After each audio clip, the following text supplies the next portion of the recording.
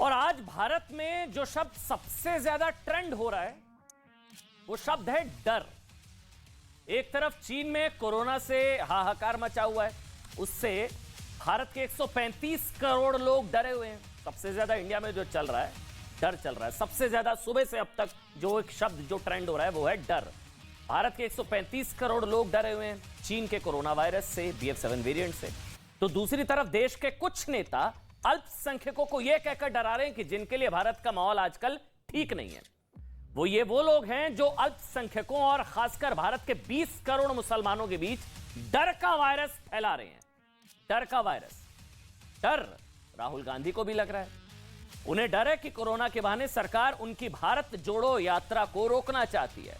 और आज हम राहुल गांधी को उनके वो पुराने बयान याद दिलाएंगे जिसमें वो खुद कोरोना पर सरकार को लापरवाह बता रहे थे और भारत की स्थिति बुरी होने की भविष्यवाणी कर रहे थे। नमस्कार, देश नहीं झुकने देंगे में बहुत बहुत स्वागत आप सभी का। ये तमाम खबरें आज आपके सामने रहेंगी। देश नहीं झुकने देंगे में आज हम आपको बताएंगे डर के इस कारोबार और इसके इकोसिस्टम की सच्चाई आज हम आपको बताएंगे। और डर का व्यापार करने वाले सौदागरों से सावधान भी करेंगे। इसके अलावा आज हम कोरोना वायरस को लेकर पैदा हुए डर को भारत की तैयारियों के पैमाने पर भी तोलेंगे। लेकिन ये असुरक्षा का डर, यात्रा रुकने का डर, डर शब्द आज पूरा दिन ट्रेंड होता रहा है। तो आज इसी डर गैंग और इसके अलावा जिन लोगों को डर लग रहा है उनकी इम्यूनिटी बढ़ाने वाला आज विश्लेषण हम आज यहां पर करेंगे। भारत की तैयारियों के पैमाने तौलेंगे और आज का शो देखने के बाद यकीन मानिए कोरोना वायरस से लड़ने के डर का वायरस फैलाने वालों को जवाब देने के लिए आप तैयार हो जाएंगे। आप इसे डर के खिलाफ एक बूस्टर डोज भी कह सकते हैं। ये वो तमाम खबरें जिनका आज हम विश्लेषण करेंगे और आप तक पहुंचाएंगे। सबसे पहले बात उस डर की जो एक बार फिर भारत के दरवाजे पर आकर खड़ा हो गया था। इस डर का नाम कोरोना वायरस है, आप सभी जानते हैं। करीब 2 हफ्ते पहले भारत के बहादुर सैनिकों ने तवांग में चीन के सैनिकों की घुसपैठ को नाकाम कर दिया था। लेकिन अब चीन के रास्ते भारत में कोरोना वायरस की घुसपैठ हो सकती है। इसे रोकने के लिए देश के हर नागरिक को सैनिक बनना होगा, कमर कसनी होगी। और अगर आपने ऐसा कर लिया तो यकीन मानिए इस डर के खिलाफ आपकी इम्यूनिटी बहुत स्ट्रांग हो जाएगी। फिर आपको डरने की कोई जरूरत नहीं है। समझिए, कोरोना वायरस के BF7 वेरिएंट की वजह से चीन में हर दिन 10 लाख लोग संक्रमित हो रहे हैं। 10 लाख लोग हर दिन कोरोना वायरस के BF7 वेरिएंट की वजह से चीन में हर दिन, और करीब 5000 लोगों की मौत हो रही है हर दिन चीन में। यह आंकड़े का सोर्स भी मैं आपको बता देता हूं। यह आंकड़ा चीन की सरकार ने जारी नहीं किया है, वो तो छुपाती है क्योंकि चीन से असली तस्वीर बाहर कभी आ ही नहीं सकती है। यह अनुमान लंदन की एक एनालिटिक्स कंपनी ने लगाया है जिसका नाम है एफिनिटी। लंदन की एक कंपनी है, उन्होंने अनुमान लगाया है कि यहां पर 10 लाख मौतें और इतने लोग जो हैं इतनी मौतें और 10 लाख लोग कोरोना संक्रमित हो रहे हैं। इसी कंपनी ने पिछले महीने अनुमान लगाया था कि चीन में कोरोना वायरस के नए वेरिएंट की वजह से 13 से 21 लाख लोगों की मौत हो सकती है। इस रिपोर्ट के मुताबिक चीन में संक्रमण की 2 लहरें आएंगी, जिसमें से पहली लहर अभी चल रही है और यह लहर इसी महीने के आखिर तक अपने पीक पर होगी, ये इस रिपोर्ट में है। और दूसरी लहर के आने का अनुमान मार्च के आखिर में लगाया गया है। अभी एक और लहर आएगी चीन में, अभी ये वाली जो है इस महीने के आखिर तक। 3 वर्षों तक जीरो कोविड पॉलिसी का दम भरने वाले चीन में प्रतिबंध हटते ही कोरोना का महाविस्फोट हो गया है। चीन में स्थिति कितनी भयावह है इसे समझने के लिए आज हम आपको कुछ तस्वीरें दिखाएंगे। इन तस्वीरों को ध्यान से देखिएगा, घबराइएगा नहीं क्योंकि भारत में घबराने की जरूरत नहीं है। लेकिन अलर्ट रहना बहुत जरूरी है, सतर्क रहना बहुत जरूरी है। ये तस्वीरें दिखाने से पहले एक बार हम स्पष्ट करना चाहते हैं कि इनमें से कुछ तस्वीरों की पुष्टि हो चुकी है जबकि कुछ की पुष्टि नहीं हुई है। और चीन से आंकड़े और तस्वीरें आसानी से बाहर नहीं आती, लेकिन ये तस्वीरें जो इस वक्त आपकी टीवी स्क्रीन पर है, ये चीन की राजधानी बीजिंग के एक शवदाह की तस्वीर है जहां लाशों का अंबार लगा हुआ है। ये देखिए आप, स्ट्रेचर पर दर्जनों लाशें नजर आ रही हैं। लाशें पूरी तरह पैक करके रख दी गई हैं। इनका अंतिम संस्कार तक नहीं हो पाया है। चीन में कोरोना विस्फोट की यह पहली तस्वीर।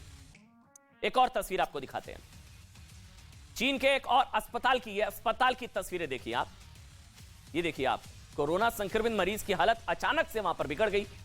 मेडिकल स्टाफ को फौरन CPR देने में जुट गया। वो देखिए CPR दिया जा रहा है वहां पर ताकि उसकी जान बच जाए। हालांकि ये कारगर साबित नहीं हुआ और मरीज ने कुछ ही समय में दम तोड़ दिया। ये अस्पतालों की स्थिति है इस वक्त चीन में। दूसरी तस्वीर, तीसरी तस्वीर आपको दिखाते हैं। चीन में कोरोना विस्फोट का ये सबसे ताजा वीडियो है, ये जो इस वक्त आप देख रहे हैं, सबसे ताजा वीडियो है ये, जहां अस्पताल में आप देख रहे हैं कि महिला की मतलब वहां पर सीपीआर देने की लगातार वहां पर कोशिशें की जा रही है।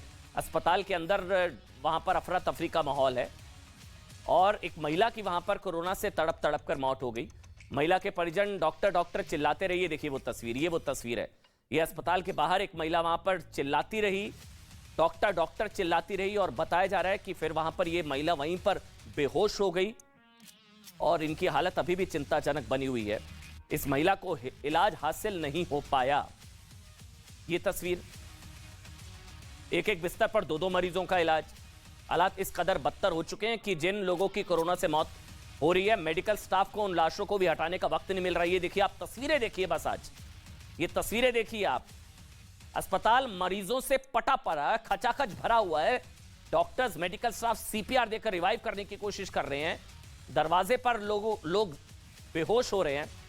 स्थिति है कि चीन में अंतिम संस्कार के लिए भी 24 घंटे से ज्यादा का इंतजार करना पड़ रहा है। ये देखिए आप, लाइनें लगी हुई हैं क्योंकि वहां भी 2000 से ज्यादा लोगों की वेटिंग चल रही है। शमशान घाट में 2000 से ज्यादा लोगों की वेटिंग चल रही है अंतिम संस्कार के लिए। शमशान घाट के बाहर लगी लंबी लंबी लाइनें, अस्पतालों के अंदर शव ही शव, डॉक्टर्स, बुरा हाल। और जो तस्वीर दिल को झकझोर देने वाली है, ये तस्वीर जो है चीन के हॉन्जाऊ में बच्चों के अस्पताल की है, जहां लोग अपने कोरोना संक्रमित बच्चों के इलाज के लिए आए हैं। ये तस्वीर आप देखिए, लेकिन एडमिशन के लिए भी लंबा इंतजार करना पड़ रहा है। ये बच्चों के लिए करीब 372 बच्चे पहले से ही कतार में लगे हैं। बच्चों का भी बुरा हाल है। ये लहर है कोरोना की चीन में। ये जो तस्वीर, अगली तस्वीर अब हम आपको दिखा रहे हैं, ये जोहाई की है। ये तस्वीर चीन के जोहाई शहर की है, जहां मेडिकल स्टोर्स के बाहर कई किलोमीटर लंबी लाइनें लगी हुई हैं। ये वो बच्चों के अस्पताल वाली तस्वीर। हालत यह कि चीन में मामूली बुखार के लिए दी जाने वाली दवा पैरासिटामोल भी मार्केट से गायब हो गई है। और ये शवदागृह के बाहर जो शव इंतजार कर रहे हैं, मतलब उनके परिजन, वहां पर लाइन लगी हुई है, बताया जा रहा है। अस्पताल पहुंचा एक युवक, और भी कई तस्वीरें हैं, और भी कई तस्वीरें, डराने वाली तस्वीरें। लेकिन घबराना नहीं है, क्योंकि भारत की इम्यूनिटी और वो इम्यूनिटी बढ़ाने वाला विश्लेषण हम आपको दिखाएंगे। ये एक युवक जो पहुंचा, देखिए अस्पताल में, वो रो रहा है, बच्चे को एडमिट करने की भीख मांग रहा है। वो घुटनों के बल बैठकर डॉक्टर के सामने गिड़गिड़ा रहा है ये शख्स। ये तस्वीर है चीन की। तस्वीर चीन के शांघाई स्थित हेल्थ सेंटर की। ये देखिए आप, जैसे ही लोग चीन में प्रवेश करते हैं और वो कोरोना पॉजिटिव होते हैं, तो उन्हें ऐसे ही हेल्थ सेंटर में लाया जाता है। और जब तक वो 2 बार नेगेटिव नहीं हो जाते ना, तब तक हेल्थ सेंटर में ही उनको कैद रखा जाता है। ये भी तस्वीर, ये देखिए। फिर वो अंदर लोग इरिटेट हो रहे हैं, दरवाजे पर लाते मार रहे हैं। ये हेल्थ सेंटर में जब तक 2 बार नेगेटिव नहीं होते, इनको वहां पर कैद रखा जाता है। ये है हकीकत चीन की। अंदर रखा जाएगा, कैद रखा जाएगा, लोग दरवाजों पर सर पटक रहे हैं, लाते मार रहे हैं बाहर निकलने के लिए, लेकिन अंदर जब तक 2 बार नेगेटिव नहीं हो जाएंगे, इन लोगों को बाहर नहीं निकाला जाता है। और अगली तस्वीर दिखाते हैं, चीन के बाजारों की तस्वीर है, जहां सैकड़ों की तादाद में लोग संतरे और नींबू खरीदने पहुंचे हैं। ये देखिए आप, संतरे और नींबू के लिए वहां पर लड़ाई हो गई है। हालात यह कि खरीदने करने आए लोग मौका मिलते ही नींबू और संतरे लूटने लगते हैं। अब दरअसल नींबू और संतरे को विटामिन सी का सबसे बड़ा सोर्स माना जाता है, तो उसको लेकर वहां पर मारकाट मच गई है। चीन के लोगों को लगता है कि नींबू और संतरे उनकी इम्यूनिटी बढ़ाने में मदद करेंगे। ये देखिए आप, संतरों के लिए लड़ाई, नींबू के लिए लड़ाई, वहां पर विटामिन सी का सोर्स इम्यूनिटी बढ़ाने के लिए, और वहीं पर मारकाट मच गई है संतरे और नींबू के लिए। 2019 में चीन के वुहान से इस वायरस की शुरुआत हुई थी, आपको याद होगा। लेकिन ऐसा लगता है कि वुहान से पहला मामला आने के 1000 से ज्यादा दिनों के बाद चीन ने एक बार फिर से इस वायरस के बहाने दुनिया के खिलाफ एक वर्ल्ड वॉर छेड़ दिया है। शुरुआत चीन से है। दुनिया भर के वैज्ञानिकों को डर है कि चीन से निकलकर कोरोना का नया वेरिएंट दुनिया के कई देशों में तेजी से फैलेगा और लोगों की जिंदगियों को एक बार फिर से संकट में डालेगा। चीन कैसे खुद अपनी ही खोदी हुए गड्ढे में गिर गया है, ये अब हम आपको बताएंगे और समझाएंगे। लेकिन पहले, उससे पहले यह जान लीजिए कि भारत को वुहान वायरस से बचाने के लिए क्या क्या तैयारियां की जा रही हैं। इसे लेकर आईएमए यानी कि इंडियन मेडिकल एसोसिएशन ने एक एडवाइजरी जारी की है, जिसके मुताबिक मास्क जरूर लगाएं, ये आईएमए की एडवाइजरी है, मास्क जरूर लगाएं, साबुन से हाथ धोएं, सैनिटाइजर का इस्तेमाल रेगुलर करें, सोशल डिस्टेंसिंग का पालन करें, शादी पार्टी मेले जैसी पब्लिक गैदरिंग से जितना हो सके दूर रहें, वहां जाने से बचें जब तक बहुत ज्यादा जरूरी ना हो। फॉरेन टूर्स ट्रेवल विदेश जाने को अवॉइड करें, परहेज करें, सर्दी खांसी जुकाम होने पर तुरंत कोरोना टेस्ट करवाएं, वैक्सीनेशन का ध्यान रखें, सरकारी गाइडलाइंस का पालन करें, यह सबसे जरूरी है। दरअसल आईएमए ने कहा है कि भारत के लोगों को सतर्क रहना चाहिए, लेकिन देश में लॉकडाउन जैसी स्थिति नहीं है। तो कोई अगर आपको डरा रहा है लॉकडाउन लग जाएगा, नहीं, देश में लॉकडाउन जैसी स्थिति नहीं है। और इसकी 3 बड़ी वजह है। पहली बड़ी वजह कि भारत में लॉकडाउन वाली स्थिति क्यों नहीं है। भारत की 12 साल से ऊपर की लगभग सारी आबादी को वैक्सीन के दोनों टीके, दोनों डोज लग चुकी हैं। 22 करोड़ लोगों को बूस्टर डोज भी लग चुका है। यह पहली वजह। दूसरी वजह यह है कि 2019 में अब तक भारत कोरोना वायरस की 3 लहरों का सामना कर चुका है। 3 और संक्रमित होने की वजह से एक बड़ी आबादी के पास वायरस से बचने के लिए प्राकृतिक इम्यूनिटी भी आ जाती है, प्राकृतिक इम्यूनिटी है। और तीसरी सबसे बड़ी वजह क्यों लॉकडाउन की स्थिति नहीं है और आपको घबराने की जरूरत नहीं है, यह आपका डर मतलब हटाने वाला और इम्यूनिटी बढ़ाने वाला विश्लेषण। तीसरी बड़ी वजह यह कि भारत में नए इन्फेक्शंस का ग्राफ अब भी दुनिया के कई देशों के मुकाबले बहुत फ्लैट है। दुनिया भर में अब भी हर हफ्ते कोरोना संक्रमण के 30 लाख से ज्यादा मामले रिपोर्ट हो रहे हैं। 30 लाख से ज्यादा मामले रिपोर्ट हो रहे हैं, जबकि भारत में एक हफ्ते में नए मामलों की औसत संख्या 1200 है। 1200। दुनिया भर में हर हफ्ते 30 लाख औसत मामले, भारत में हर हफ्ते 1200। भारत में पिछले 24 घंटों की बात करें तो 220 नए केसेस सामने आए हैं, जबकि 24 घंटे में इस वायरस से किसी की मृत्यु नहीं हुई है। देश में कोरोना के आने वाले खतरे को लेकर प्रधानमंत्री नरेंद्र मोदी ने, आप जानते हैं, कल एक उच्च स्तरीय बैठक की, जिसमें गृह मंत्री अमित शाह, स्वास्थ्य मंत्री मनसुख मांडविया समेत तमाम अधिकारी मौजूद रहे। मीटिंग में कोरोना के खतरे और उससे बचने के उपायों पर चर्चा हुई। इस बैठक में प्रधानमंत्री ने कोरोना से बचने को लेकर 4T मंत्र दिया। 4T: टेस्टिंग, ट्रेसिंग, ट्रीटमेंट, टीकाकरण। 4T: टेस्टिंग, ट्रेसिंग, ट्रीटमेंट, टीकाकरण। प्रधानमंत्री नरेंद्र मोदी ने स्वास्थ्य मंत्रालय को देश में कोरोना टेस्टिंग और जीनोम सीक्वेंसिंग बढ़ाने, अस्पतालों में इलाज की बेहतर व्यवस्था करने, कोरोना से जुड़े मरीजों की पहचान करने और टीकाकरण में तेजी लाने के निर्देश दिए हैं। टेस्टिंग, ट्रेसिंग, ट्रीटमेंट और टीकाकरण प्रधानमंत्री का 4T मंत्र कोरोना से लड़ने के लिए संभावित लहर से। इसके अलावा प्रधानमंत्री नरेंद्र मोदी ने त्योहारों के दौरान मास्क पहनने और लोगों को भीड़ में जाने से बचने की सलाह दी। यही नहीं, प्रधानमंत्री नरेंद्र मोदी ने स्वास्थ्य विभाग को बुजुर्गों को बूस्टर डोज में तेजी लाने के भी निर्देश दे दिए हैं। इस डर के खिलाफ आपके लिए एक छोटा सा बूस्टर डोज, हमारी कोशिश। चीन में कोरोना महाविस्फोट के बाद भारत अलर्ट मोड पर है। आप जानते हैं, दिल्ली में स्वास्थ्य मंत्री मनसुख मांडविया ने राज्यों के स्वास्थ्य मंत्रियों के साथ हाई लेवल मीटिंग की, जिसमें देश में कोरोना के मौजूदा हालात और नए खतरों को लेकर चर्चा की गई।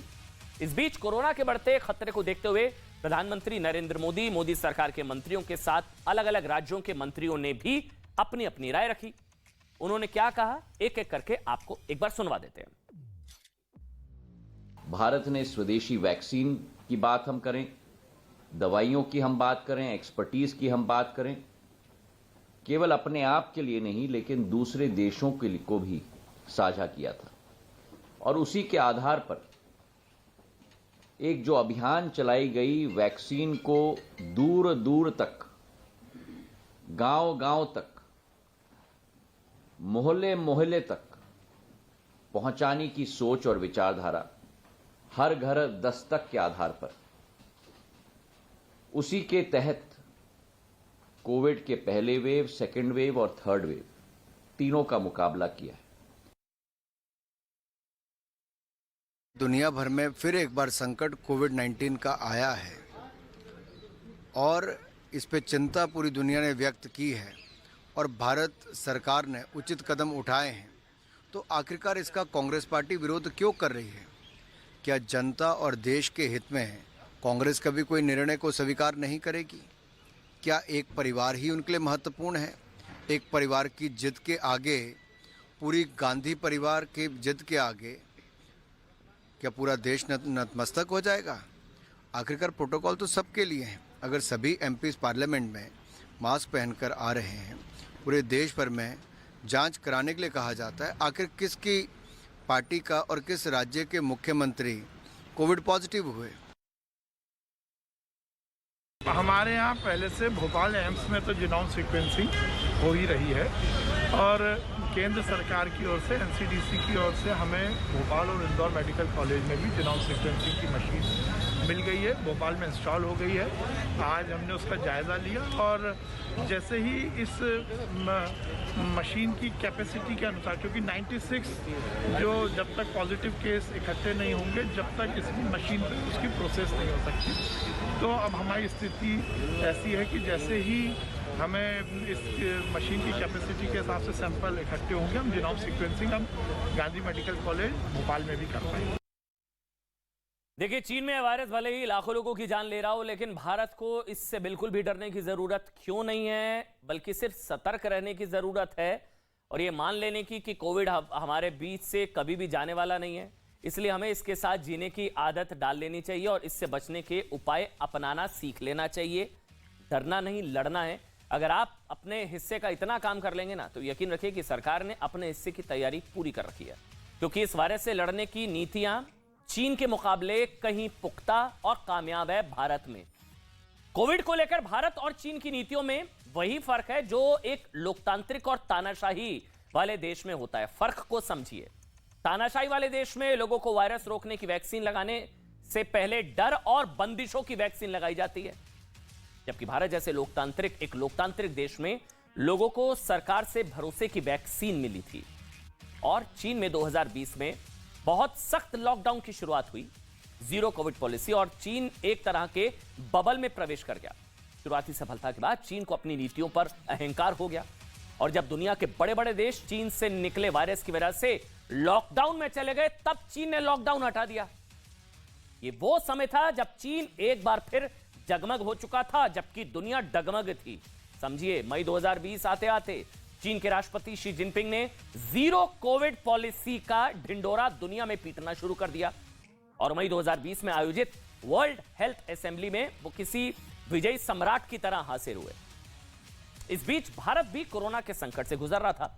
भारत में भी लंबा लॉकडाउन लगा, लेकिन भारत ने वैक्सीन बनाने की दिशा में तेजी से काम शुरू कर दिया और दुनिया के उन देशों को भी वैक्सीन बांटी जिन्हें इसकी सख्त जरूरत थी। ये वो समय था जब दुनिया के बड़े बड़े देशों ने अपने नागरिकों के लिए वैक्सीन को जमा करना शुरू कर दिया था। कोई दूसरे देश की मदद करने को तैयार नहीं था, लेकिन भारत ने वसुधैव कुटुंबकम का मंत्र समझा और दुनिया में वैक्सीन दी। दुनिया के कई दूसरे देशों को वैक्सीन देने से जब दुनिया ने मना कर दिया, तब भारत सामने आया। 2021 में पूरी दुनिया में कोरोना की वजह से, जो हम आंकड़ा आपको बता रहे हैं, 35 लाख लोगों की मौत हुई। 35 लाख 2021 में पूरी दुनिया में। लेकिन चीन ने दावा किया उसके यहां एक भी मौत नहीं हुई। वहां लोग बिना मास्क और बंदिशों के यहां वहां घूम रहे थे। अहंकार।